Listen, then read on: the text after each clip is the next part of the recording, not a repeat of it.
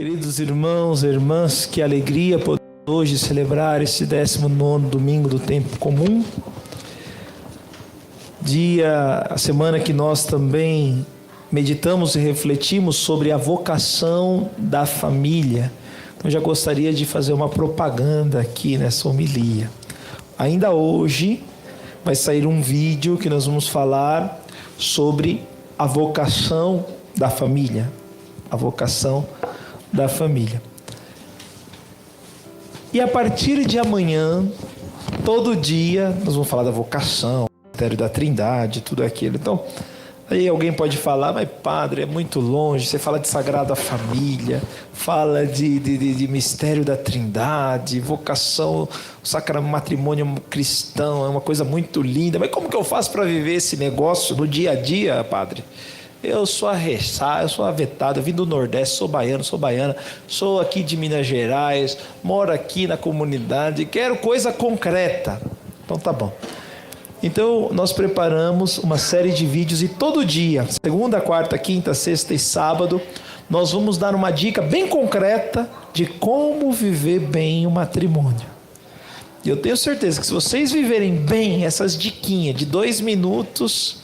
vocês vão falar, padre, olha, você realmente tem razão em tudo. Porém, o grande esforço é a prática. Então, por isso eu convido a você a acompanhar aí o Facebook, o Instagram. No Instagram também vai? Ou não? No Instagram também vai, da comunidade Nossa Senhora Aparecida. E também nós vamos jogar esses vídeos no manual do evangelizador. Então, acompanhem, participem. Você vai ver, vai ajudar muito você. Tá bom?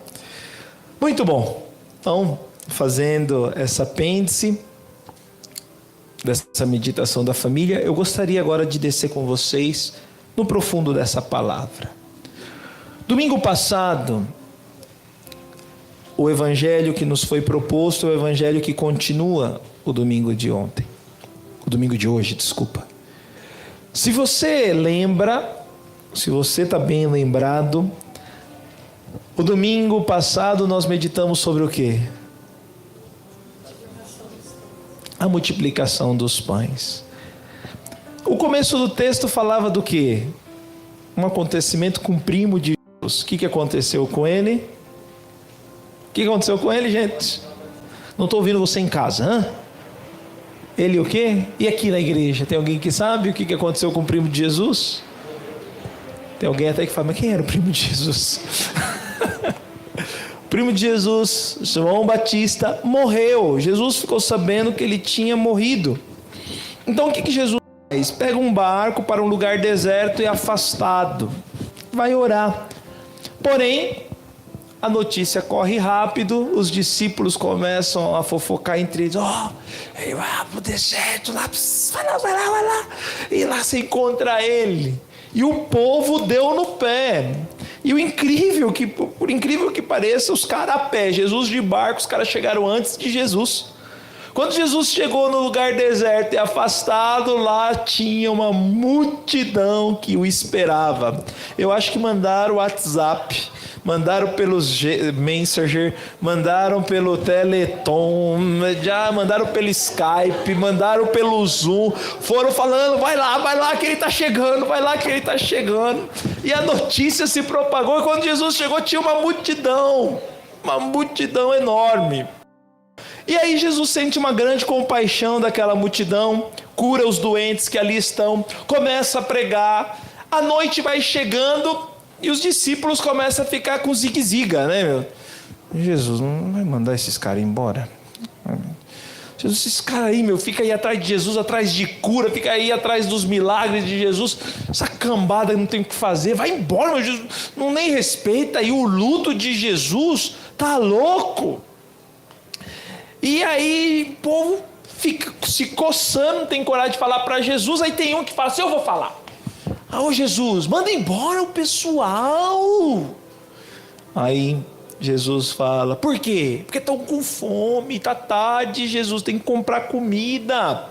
Aí Jesus fala, dai-vos vós mesmos de comer. Mas ele fala, Jesus, o que você está falando? Nós temos aqui 5 pães, 2 peixes, não dá para nada, não dá nem para nós, quanto mais para essa multidão, sem contar a mulherada, Jesus. E essa criançada aqui, trouxeram um monte da Nelson Cruz, entende? Tem um montão aqui.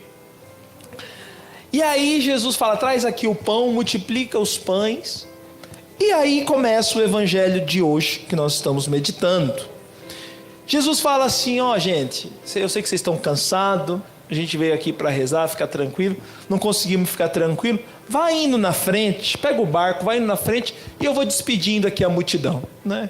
Jesus era um padre exemplar, então depois da missa ele ficava no fundo da igreja e ficava despedindo do povo. E foi mandando o povo embora, foi despedindo, e o povo pegou o barco e foi para o caminho dele. Porém, eu ficava me perguntando, vamos entrar aqui dentro do evangelho.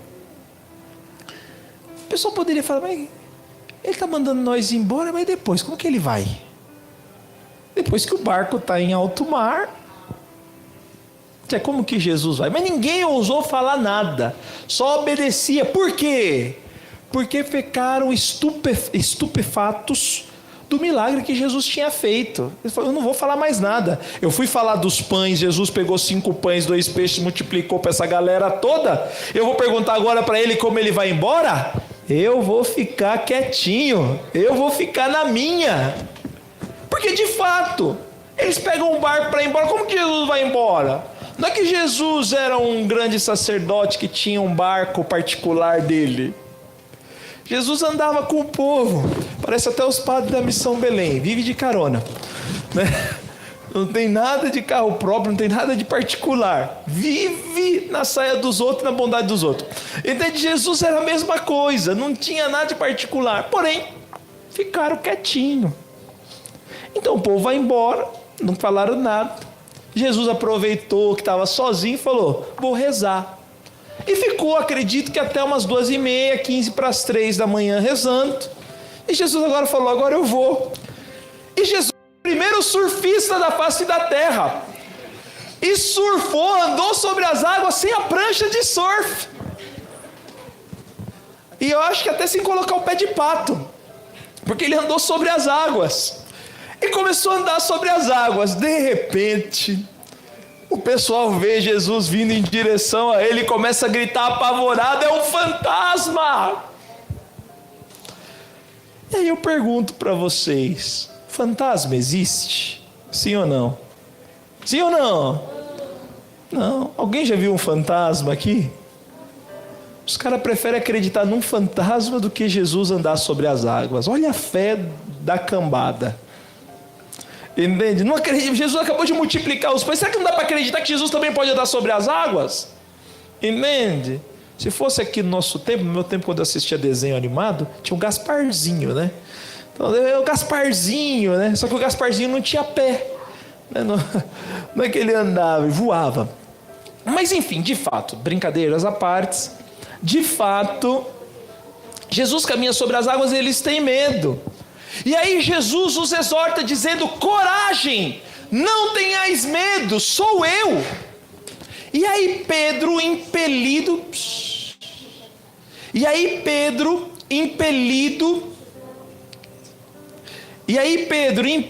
de uma grande fé, começa a caminhar sobre as águas. Fala assim, ó Jesus, se é você, fala para mim ir até você.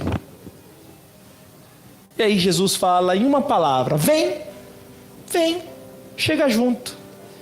E aí Pedro é o segundo surfista da face da terra. Segundo, começa também a andar sobre as águas.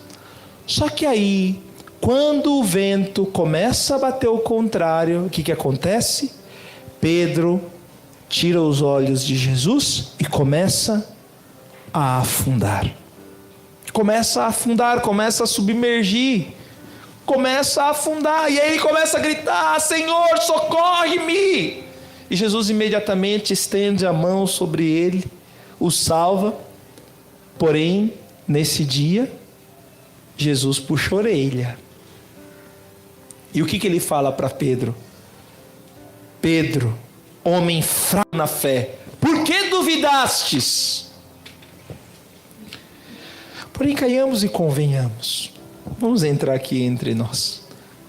Se você visse ali uma pessoa que confundisse com fantasma, depois ele fala assim, não tenhais medo, coragem, sou eu, Jesus. Todo mundo soubesse que é Jesus. Eu pergunto aqui para a Assembleia e para você que está em casa, você teria coragem de falar, Jesus, se é você, me faz eu caminhar sobre as águas?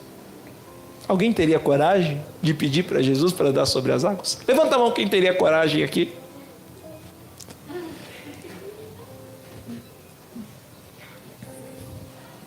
Poucos. Também não estou vendo ninguém em casa com o braço levantado. Acredito que ninguém teria coragem. Eu, pelo menos, não teria. A pessoa andar sobre as águas, tá doido? Entende? Porém, de fato, esse homem que teve esse ato heróico, teve essa fé, é um homem fraco na fé. E depois Jesus fala, olha, se você tiver uma fé do tamanho de um grão de mostarda, você vai dizer para essa montanha, exposta-te daqui, vai para ali, e ela o fará.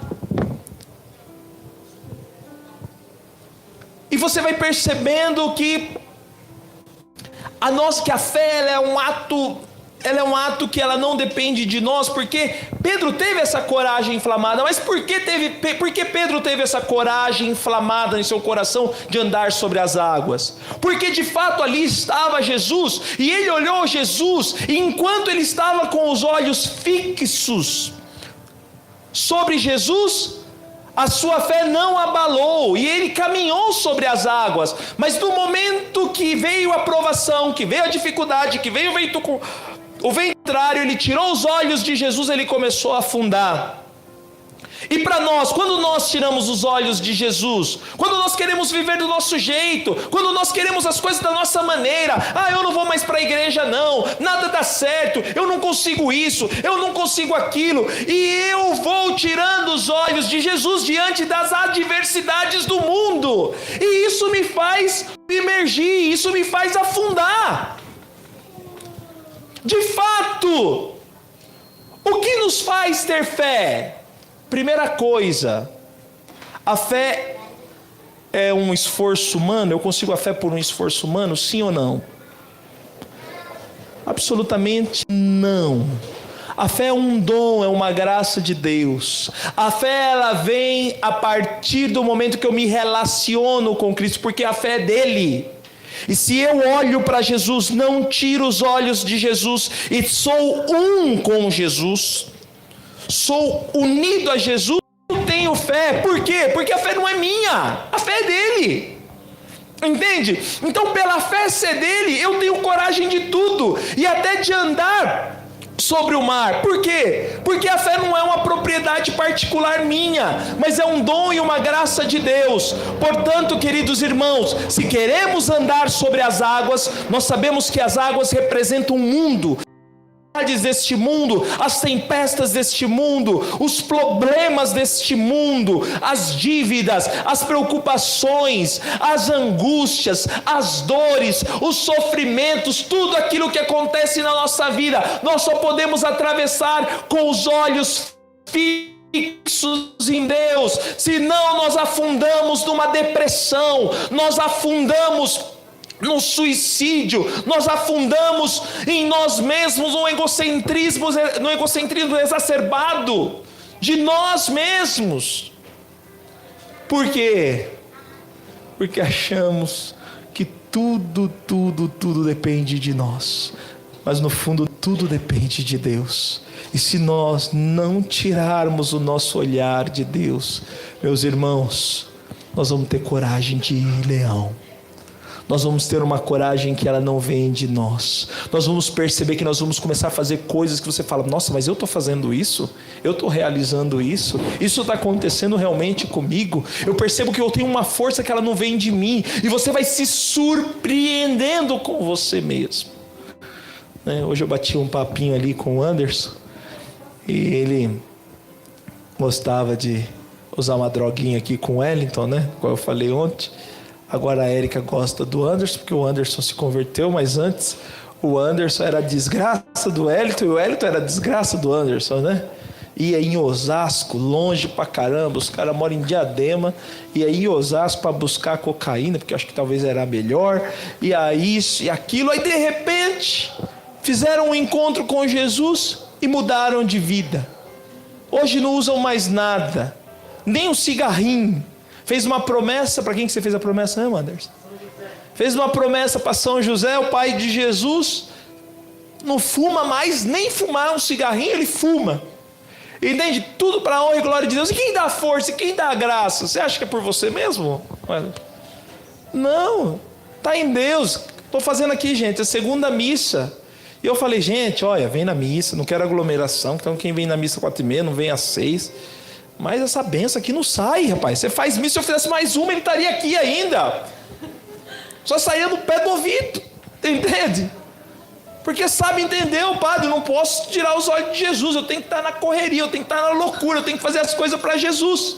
Porque se eu não fizer as coisas para Jesus, eu vou cair. Não é isso? Então é isso, irmãos. A graça de Deus em nossas vidas está em olhar fixamente para Jesus.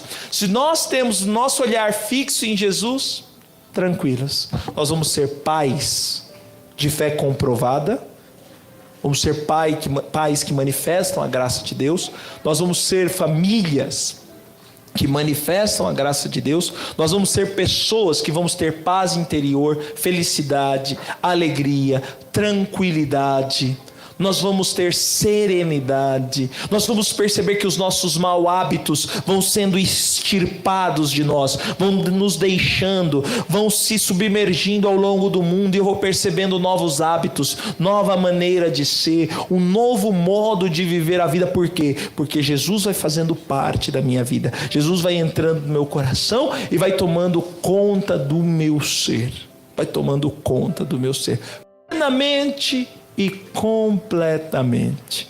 Portanto, irmãos, diante dessa palavra, o convite que eu vos faço é esse: não tireis os olhos de Jesus. Diante das dificuldades, não tirei os olhos de Jesus. Mas, se por acaso os nossos olhos se afastarem de Deus, gritemos como São Pedro: socorrei-me, Senhor, socorrei-me, Senhor. E esse socorro, ele vem do sacramento da confissão. Esse socorro, ele vem quando eu não me arrendo a esse mundo que quer me afundar, que quer me atolar, que quer me deixar nas porcariadas aí, no funk, na droga, em todos os vícios, na preguiça, em tudo aquilo que nos puxa para longe de Deus. Mas se eu grito: socorre-me, Senhor, socorre-me, Senhor, o Senhor vem em teu auxílio. Assim como uma criancinha que vai diante do pai, quando ele cai, quando uma criança cai, quando uma criança se machuca, o que ela faz? Imediatamente ela estende os bracinhos e vai para o braço do pai chorando. Pai. Aí o pai pega a criança, foi nada, meu filho, vem, fica calmo. Aí aquela criança começa a acalmar, começa a ficar tranquila, e aí o pai começa a encorajar: vai de novo, você consegue, filho, você consegue. Assim como uma criança que começa a andar, você tem certeza absoluta, ela vai cair quando ela começa a andar, mas é necessário também que ela aprenda com as quedas, entende? Mas com as quedas ela vai aprendendo, e depois ela vai caindo sempre menos, sempre menos, sempre menos, sempre menos, e aí vai vivendo segundo a graça de nosso Senhor Jesus Cristo, entende? Assim que devemos ser, sempre filhos nos braços de Deus. Mesmo que os nossos olhos se desviem de Deus, tenhamos a coragem de dizer: Senhor, socorre-me. Tenhamos a coragem de chorar como uma criança. Pai, não é assim? Não é mãe. É assim. Nós devemos ser também assim. Socorre-me, eu sou fraquinho. Eu, quando tiro os olhos de ti, eu só tropeço, só faço lambança. Não sou capaz de ficar de pé nem um segundo.